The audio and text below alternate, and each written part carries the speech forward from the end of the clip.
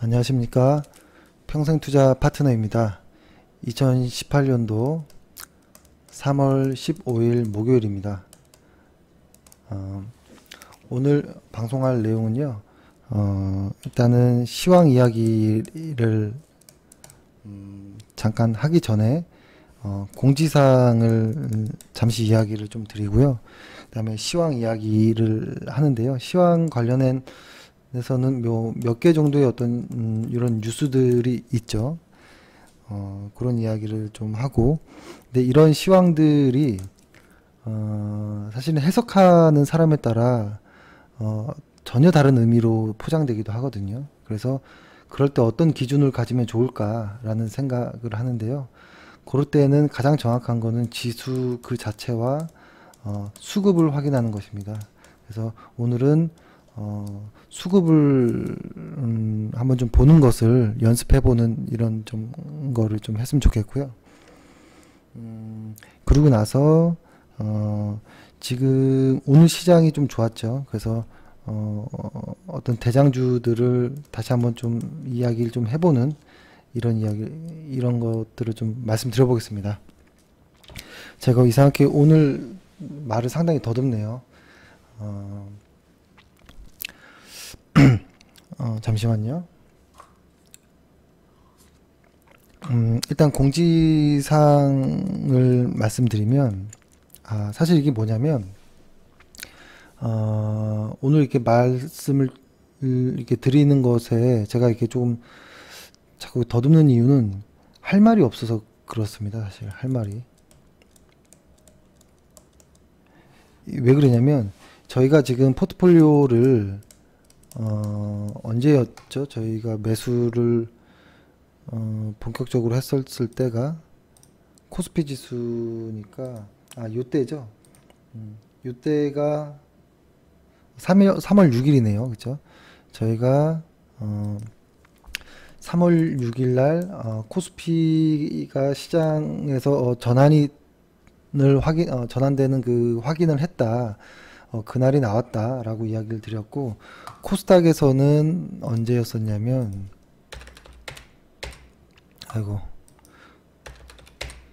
코스닥에서는 요 날이었죠. 2월 21일 경에 코스닥에서는 그날이 나왔다. 다만 시간의 차이는 있지만 방향은 같을 것 같다. 대신에 아직 코스닥이 먼저 나왔고 코스피가 나오기 전 상황이었잖아요. 그래서 좀 변동성은 있을 수 있지만 일단 좀 이렇게 보자 이런 식으로 말씀을 했었고, 3월 6일부터는 저희가 본격적으로 매수를 했고 저희의 포트폴리오가 지금 현재 74%인가요? 주식 비중이 현재 오늘까지 추가 매수를 들어가서, 잠시만요, 74인가요? 76%인가요? 비중을 매수를 했죠. 보면 저도 갑자기 생각이 안 나네요. 예, 76%이네요.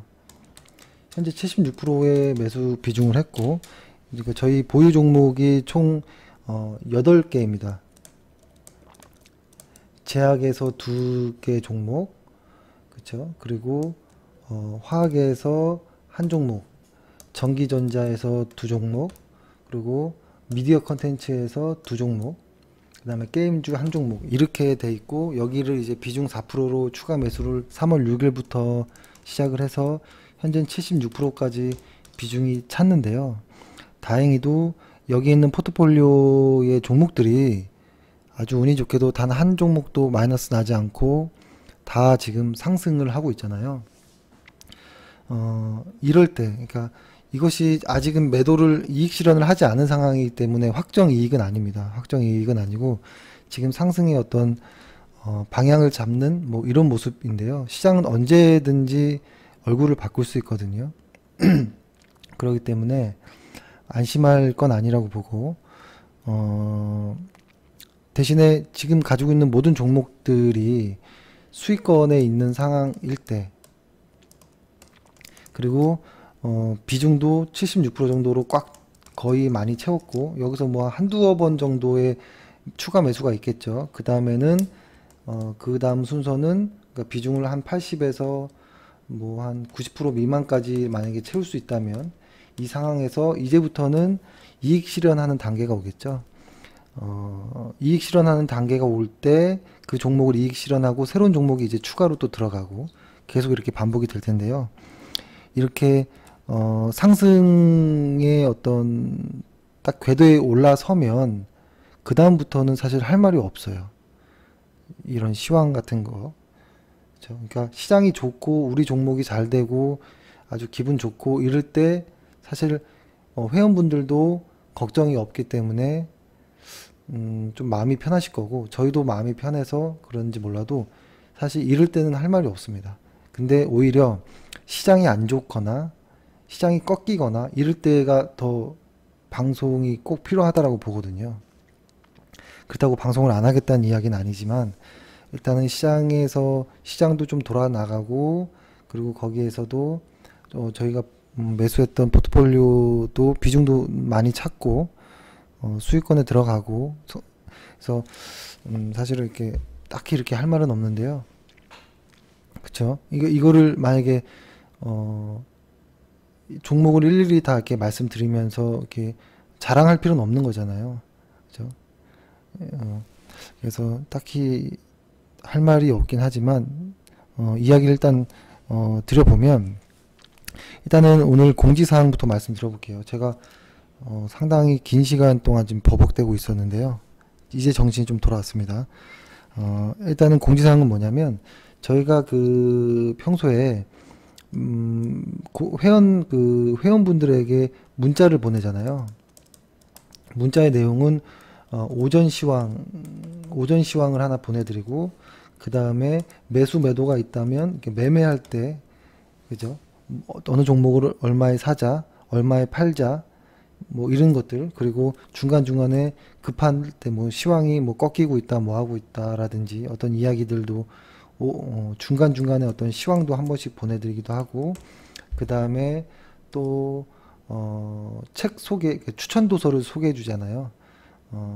그러니까 주식 기초 강의 관련한 동영상을 찍어서 매일매일 보내드리고, 또 하나는 추천하는 그 좋은 책을 읽어드리는, 그거에서도 또 문자를 보내고, 그 다음에 마감, 이렇게 동영상을 끝나고 나서 하루를 정리하는 마감 영상을 찍었습니다 라고 또 이렇게 보내드리고, 문자를. 그래서 이렇게 최소한 6번 혹은 뭐 5번 정도 이렇게 보내드리는데요. 이것을 이제 조금 집중을 좀 했으면 하는 좀 생각을 합니다. 왜냐면 회원분들도 좀 문자에 좀 집중을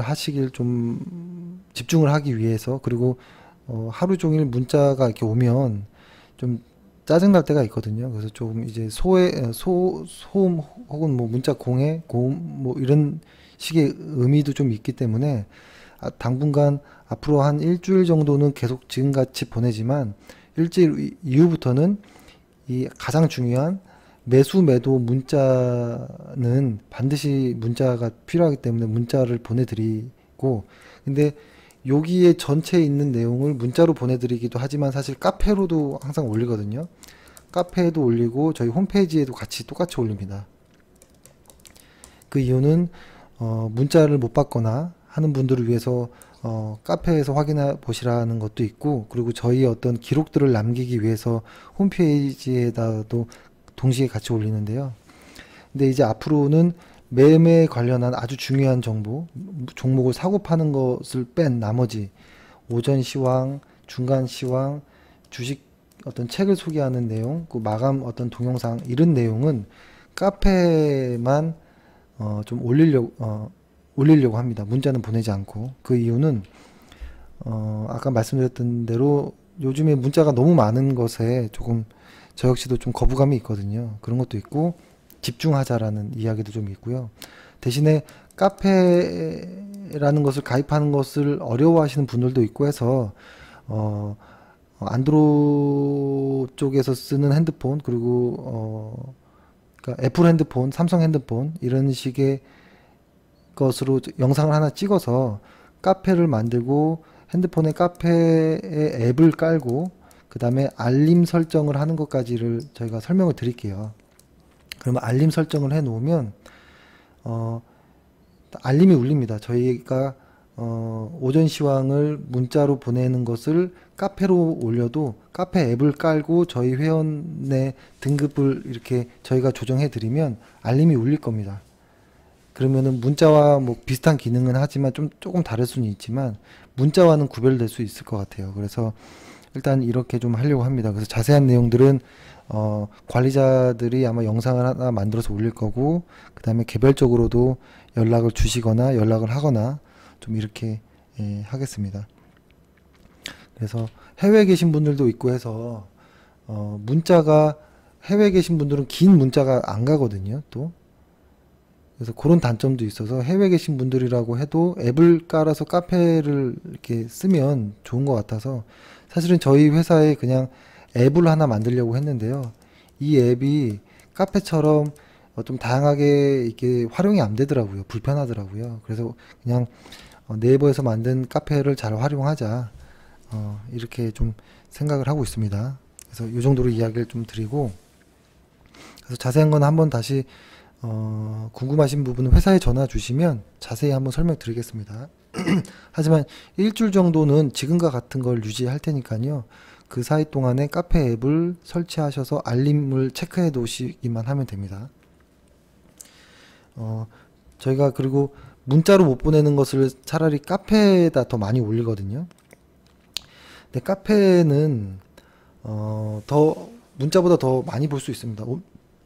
오늘 같은 경우에도 여기서부터 시작해서 이만큼 그 카페에는 글을 올렸지만 문자로는 못 보내드린 게 있거든요. 예를 들어서 뭐 이렇게 이런 내용들, 오늘 개인과 외국인의 수급에 대한 이야기들, 그렇죠? 이런 것들도 이렇게 쭉 올렸지만 이런 거는 문자로 못 보냅니다. 그래서 오히려 사실 카페를 더욱더 메인으로 보고 활용하시는 게 더 좋고, 문자는 아주 간단한 내용만 좀 이렇게 담으려고 좀 하려고 합니다. 그리고 오늘 보면 이런 뉴스들이 좀 나왔는데요. 예를 들어서 트럼프의 이제 개인 감세라는 이야기가 좀 나왔죠.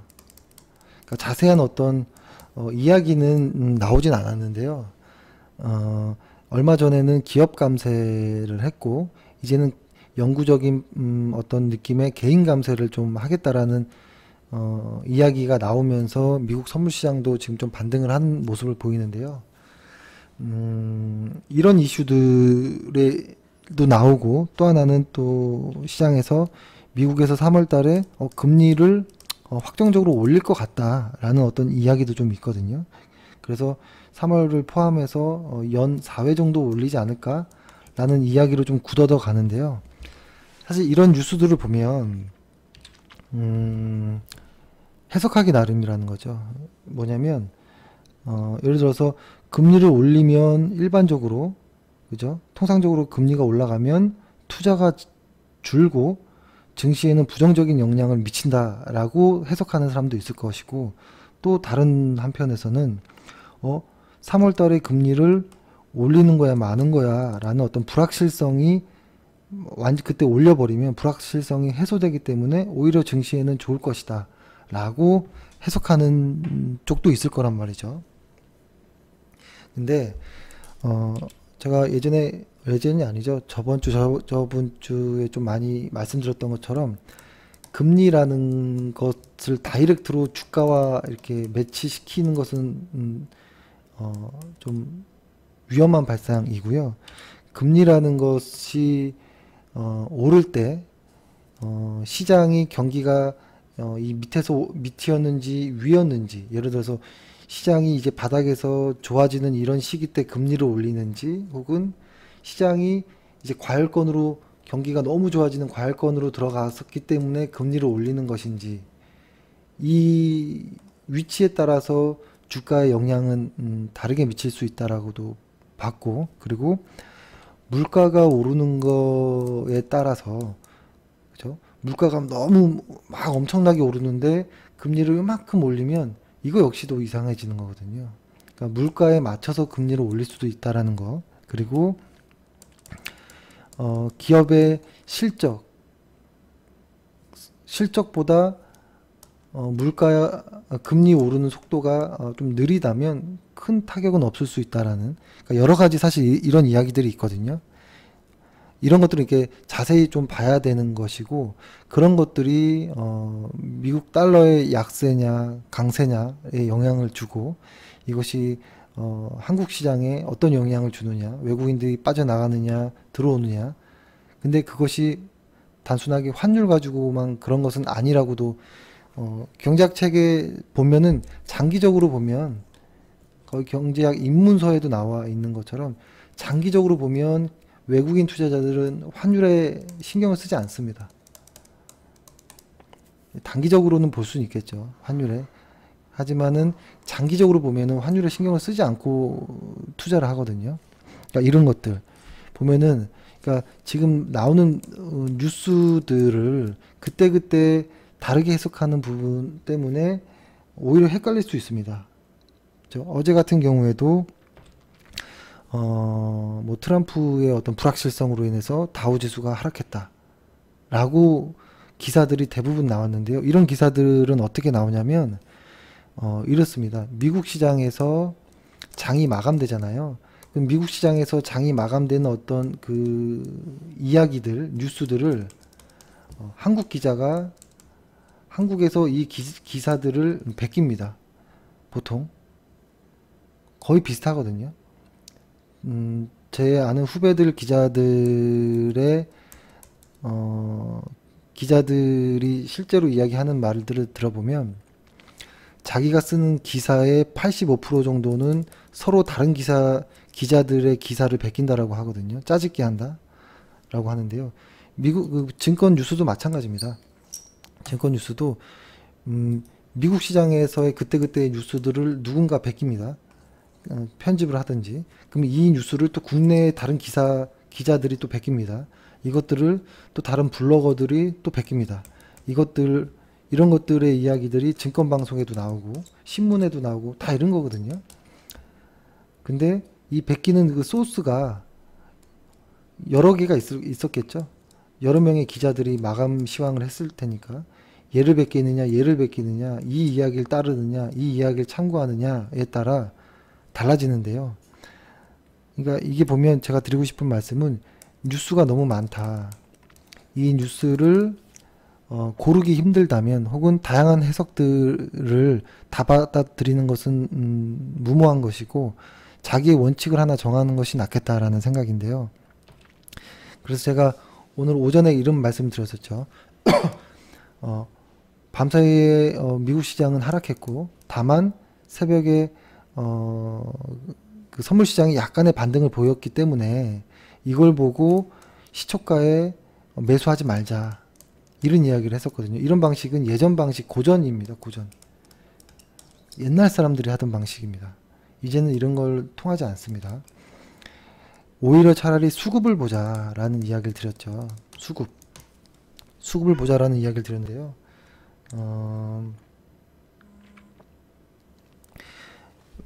왜 그러냐면, 여러 가지 어떤 뉴스라든지 어떤 견해들, 리포트들도 다 중요하지만, 가장 핵심의 기준은 뭐냐면 있는 그대로의 지수와 거래량입니다.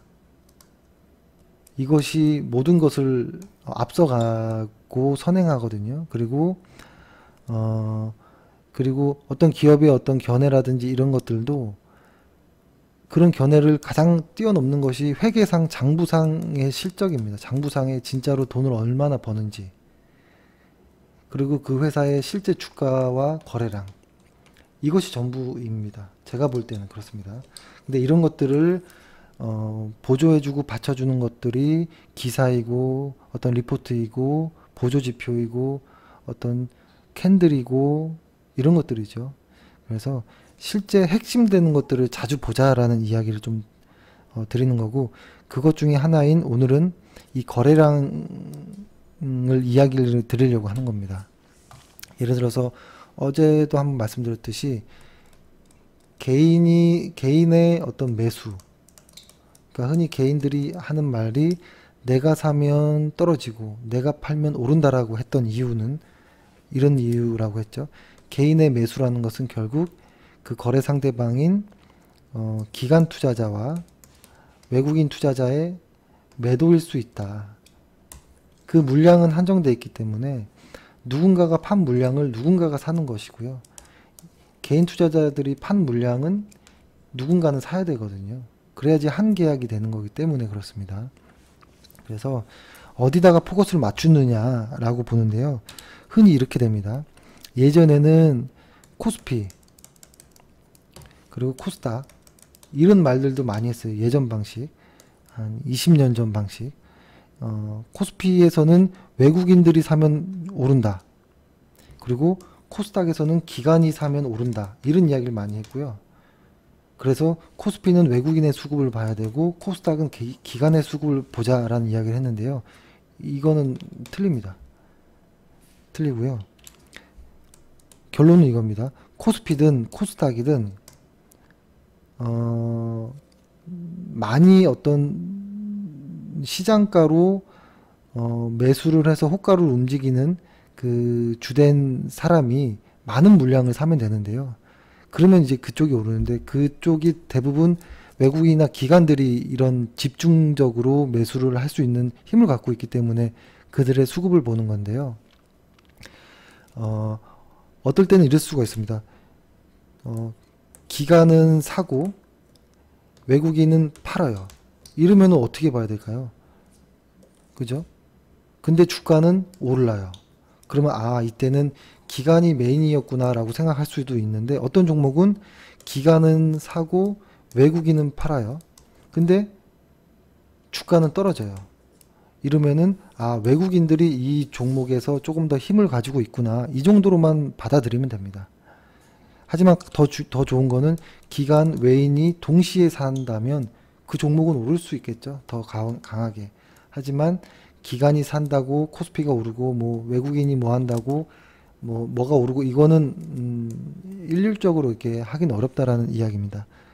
하지만 단 개인 투자자들이 매수해서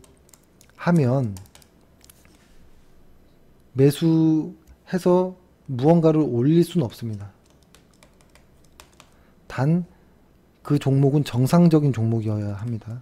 그러니까 매년 실적이 증가하는 회사, 매년 실적이 증가하는 회사는 기관과 외국인들이 먼저 눈치채고 들어와서 자리 잡고 있거든요.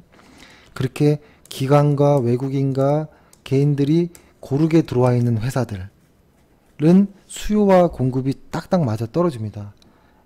어떤 이야기냐면 이렇게 한 기업에 다양한 외인, 기관, 개인의 어떤 수급이 들어와 있으면 여기서는 반드시 싸우면 얘네들이 대부분 이길 때가 많아요. 근데 얘네들도 가끔 이깁니다. 하지만 중요한 것은 이렇게 정상적인 회사 안에서 정상적인 수급의 모양을 갖춘 회사일 때는 개인 투자자들은 항상 졌다는 겁니다. 그것은 이제 통계로 보면 알 수 있는데요. 90% 이상, 어제 말씀드렸듯이 심할 때는 95% 이상 개인이 졌습니다.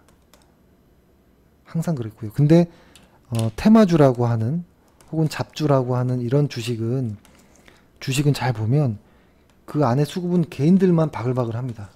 그리고 시가총액도 1000억짜리 500억짜리 뭐 이런 것들이 많아요. 그래서 이렇게 시가총액이 작으면 기관이나 외국인들이 많이 못 들어가죠.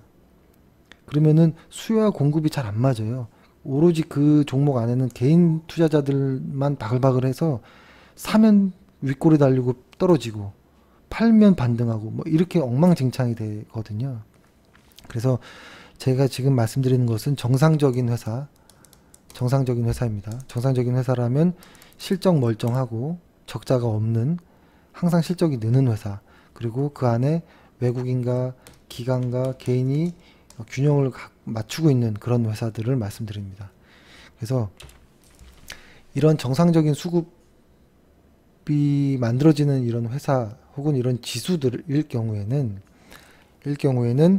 개인들의 수급이 오히려 그 방향성과 반대로 가는 경우가 많습니다. 예를 들어서 개인들이 매수를 열심히 해주면 그때 그 종목이나 지수들은 빠집니다. 왜냐면 이 매수한 물량은 결국엔 외국인이나 기관들이 열심히 매도를 한 물량이거든요. 매도. 그러니까 기관과 외국인들이 열심히 매도한다면 그 종목은 빠지는 겁니다. 개인들이 아무리 사도. 그래서 이것에 힌트를 얻어서 한번 지수를 한번 볼게요. 오늘 지수를 보면 제가 오늘은 카페에다가 올린 글을 한번 볼게요. 카페에다 올린 거 내용은 이렇게 썼습니다. 오전에 이런 모습이었습니다.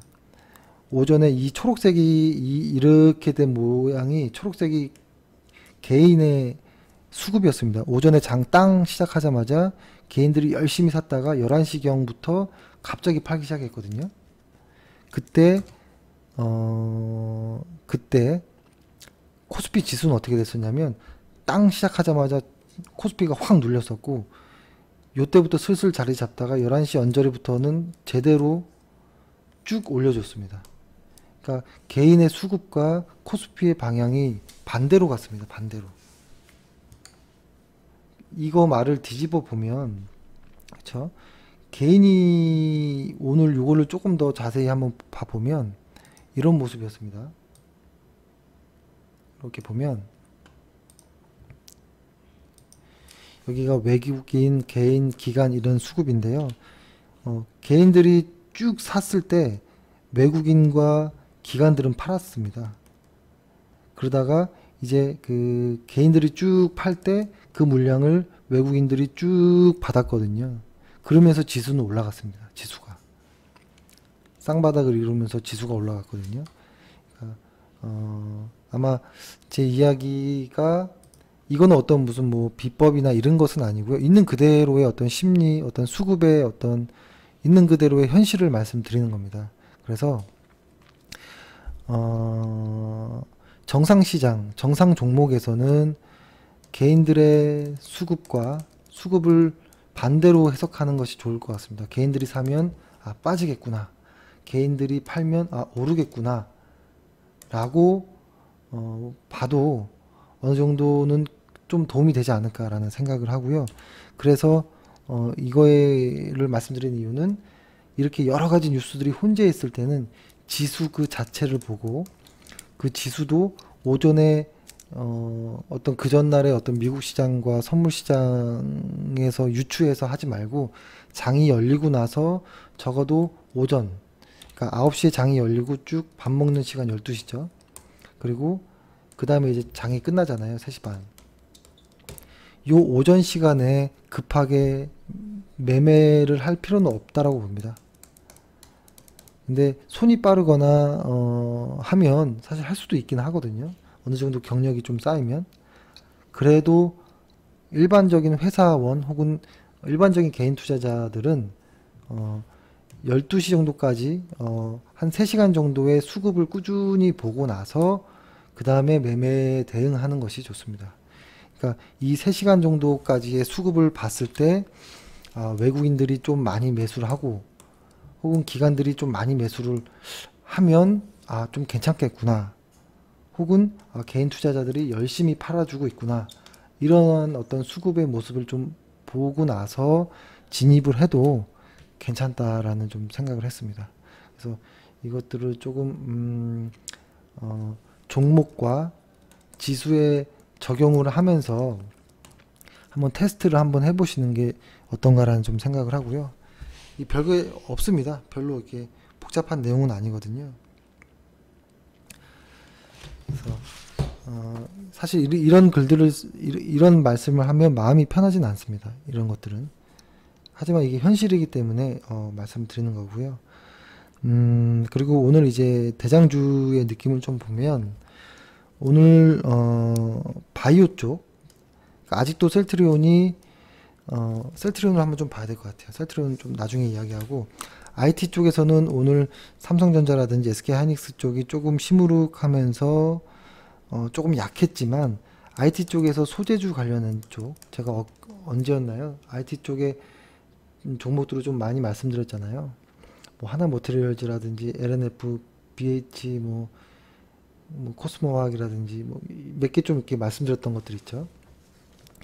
얘네들은 추세가 꺾이지 않고 좀 그래도 계속 가는 모습을 좀 보이고, 그리고 또 하나는 오늘 전기차 쪽도 좀 탄력을 좀 받는 것 같아요. 전기차라고 하면 이것도 역시 얼마 전에 동영상에서 종목들을 쭉 정리를 한번 했잖아요.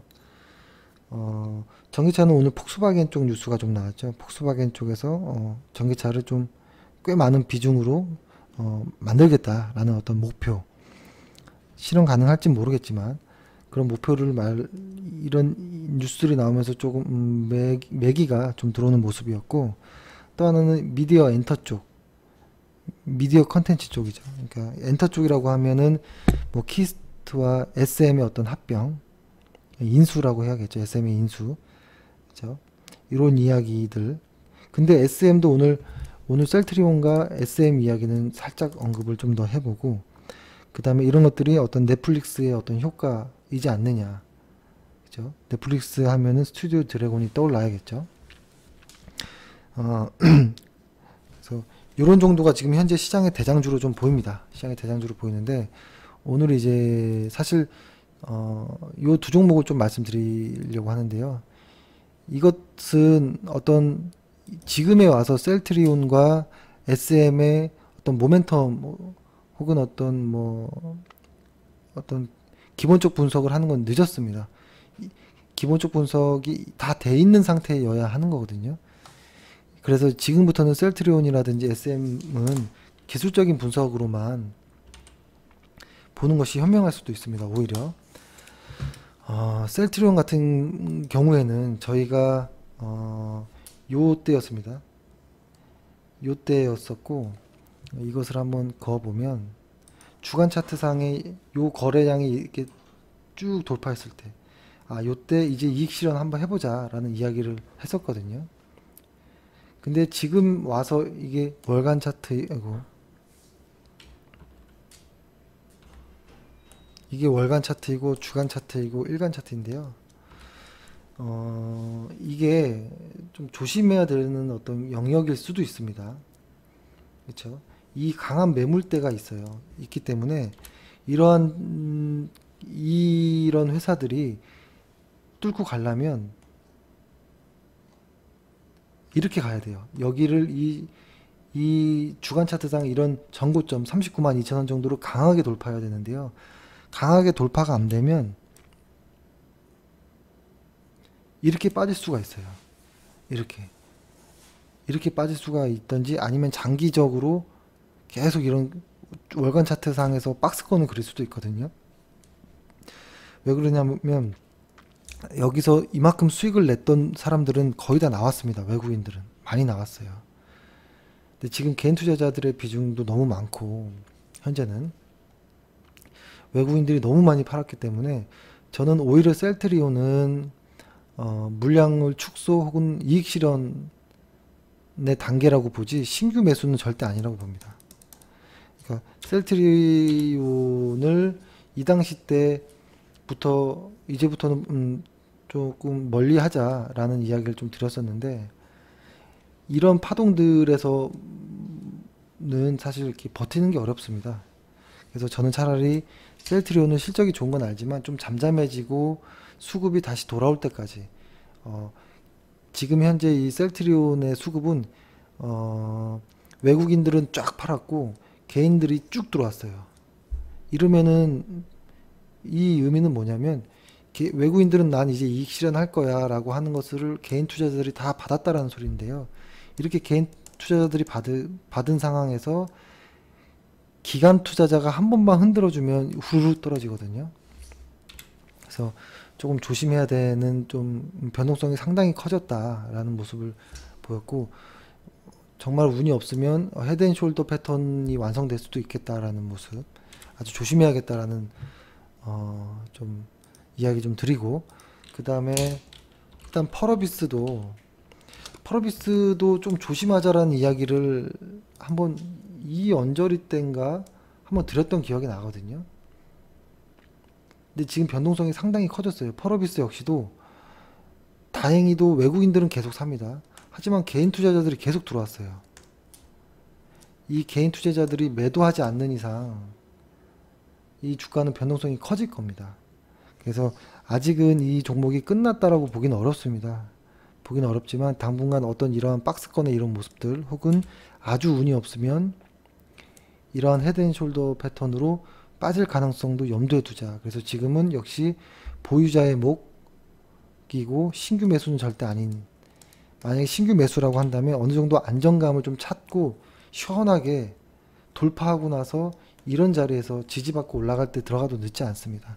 이게 왜 그러냐면 운이 없으면 이런 모습을 띌 수 있습니다. 삼성전기 한번 볼까요? 삼성전기 보면 이런 모습이죠. 삼성전기는 제가 예전에 동영상에 하도 많은 예를 들어서 이만큼 올라가고 이렇게 흘러내리잖아요. 이것을 보통 헤드앤숄더라고 하면 이렇게 하거든요. 머리 양쪽 어깨인 건데 강하게 빠질 때는 오른쪽 어깨가 하나 더 있으면서 빠지는 경우, 요게 딱 오른쪽 어깨 두 개 있는 거예요. 어깨, 머리, 어깨 두 개 이렇게 빠지는 모습이었거든요. 이러한 모습으로 갈 수도 있어요. 근데 삼성전기가 실적이 안 좋은 게 아니에요. 실적은 너무 좋아요. 2018년도에도 거의 더블로 실적이 나가는데 다만 수급이 현재 꼬여 있는 모습이에요. 이 수급은 현재 어떠냐면 단적으로 개인 투자자들이 이만큼 들어와 있어요. 현재 이 개인 투자자들이 팔아야지 이 물량을 기관과 외국인이 붙잡고 올리는 거거든요. 그래서 이 종목은 개인 투자자들이 팔지 않는 이상 올라가기 힘듭니다. 물량이 나와야지 팔죠. 누군간 사죠. 근데 지금 모두 다 개인 투자자들이 많은 물량을 현재 최근에 많이 보유하고 있기 때문에 개인 투자자의 물량이 팔리기를 기다리고 있습니다. 관심 종목 중에 하나입니다. 이 종목 역시도. 그러면 오늘 SM이라는 종목을 볼게요. SM이라는 종목은 사실 저희도 보유한 종목입니다. 근데 말씀은 동영상에 드리지 못했지만 저희가 1, 2차 매수를 했었고 오늘 장 초반에 12% 정도 딱 상승하면서 시작을 하더니 쭉 땡기더라고요. 아주 기분 나쁜 모습입니다. 아주 기분 나쁜 모습이고 이 거래량이 아주 기분 나쁘긴 하지만 일단은 이 정도의 어떤 이 언저리 정도의 뭐라고 할까요? 손절 라인 정도를 좀 보면서 좀 경계를 해야 될 것 같아요. 지금 저희가 SM의 비중이 8% 정도인가요? 들어간 것 같긴 한데요. 8% 정도 들어가긴 했는데 갑자기 이렇게 거래량이 늘면서 이렇게 뭔가 패턴이 꼬여버리면 빠르게 그냥 이익 실현해야 될 수도 있고 아니면 조금 눌리더라도 좀 더 지켜볼 수도 있는데요. 오늘 요거 하루의 캔들을 보면 기관과 외국인들은 팔았습니다. 팔았고 개인 투자자들이 쭉 들어왔거든요. 아마 오늘 개인 투자자분들은 SM에서 엄청 많이 물렸을 가능성이 높습니다. 개인 투자자분들의 시초가 매수 때 기관과 외국인들은 팔았습니다. 그 중에서 기관 투자자들이 많이 팔았거든요. 그래서 이 물량이 그러니까 지금부터는 여기가 중요한 경계선이 될 수도 있지만 이 위에 단이 저항의 역할을 할 수도 있어서 여기서 이렇게 헤매다가 헤매는 이런 모습, 그러니까 주간 차트로 보면 이 윗꼬리 이 붉은 라인이 상당히 강한 저항대 역할을 할 수도 있습니다. 그래서 여기서 이렇게 눌린다든지 혹은 눌리면서 다시 좀 테스트를 하는 이런 과정들이 좀 보일 수도 있는데요. 일단 실적은 우상향합니다. 우상향하지만 이거 역시 오늘의 수급이 갑자기 꼬여버리는 모습이었다라는 거죠. 그래서 이런 수급이 조금 해소되는 기간이 좀 필요할 수도 있겠다라는 생각을 합니다. 그래서 SM은 상황을 보면서 오늘 하루에 이 윗꼬리로는 판단하기가 좀 어렵고 상황을 보면서 이익 실현을 언제 할지는 문자로 추후에 다시 말씀을 좀 드리겠습니다. 그리고 다른 저희 보유 종목 중에서는 딱히 뭐 지금 이렇게 걱정될 건 없는 것 같고요. 다만 SM 요거 한 종목 매수해서 천천히 올라가길 바랬습니다. 주간 차트처럼 그냥 천천히 좀 가길 바랬는데 갑자기 오늘 좀 긴 윗골이 스파이크가 좀 나오는 바람에 좀 당황했습니다. 당황했고, 하지만 좋은 어떤 회사 입장에서는 좋은 호재인 건 확실합니다. 확실하나 수급이 좋지 않다라는 것은 단기적으로 수급이 해소되는 시간에 어떤 변동성은 커지겠구나 정도로 이해할 수 있을 것 같습니다. 그래서 이 정도 이야기를 좀 드리고요. 이 정도면 좋을 것 같습니다. 그래서 오늘은 주로 개인 투자자들의 어떤 수급에 대한 이야기를 좀 드렸거든요. 기분 나쁠 수도 있습니다. 저 역시도 개인 투자자이고요. 하지만 저 역시도 개인 투자자이면서도 다른 개인들의 어떤 심리와 혹은 수급과 반대로 가기 위해서 노력합니다. 노력하고 있고, 이것을 받아들이는 게 좋을 것 같습니다. 왜냐하면 통계이기 때문에 그렇습니다. 거의 통계가 거의 비슷하더라고요, 항상. 그래서 일단 개인 투자자들의 심리, 수급을 좀 역이용해보자, 이런 말씀을 드리면서 오늘 방송은 마무리 짓겠습니다. 오늘 하루도 고생 많으셨고요. 내일은 금요일입니다. 내일 또 열심히 하겠습니다. 감사합니다.